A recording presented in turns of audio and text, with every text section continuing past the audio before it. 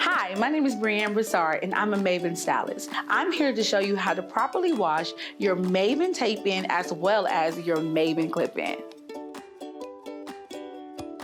First, you definitely want to go ahead and detangle your clip-in. How do you do that? You'll go ahead and take a detangling brush or comb, wide tooth comb, and go ahead and start from the ends all the way up into the weft, okay? You want to start from there and work your way up. Next, you're going to take your shampoo. Let's try to find shampoo that has less oils or alcohol.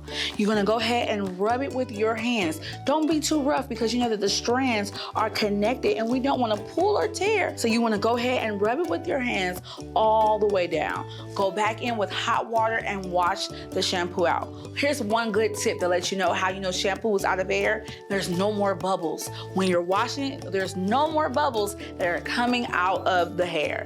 Next, you will go ahead into with your conditioner. Again, alcohol free. Put the conditioner onto the weft. Use your hands. Your hands is your best friend. Use your hands and rub it all the way down. Go back and get that detangling brush and comb it out from the ends all the way up into your clip. Let that sit for about 3 to 5 minutes. Go ahead and go in with some cold water, wash that out and let it air dry, and then it'll be back to new. Next, here is our Mayvenn tape-in.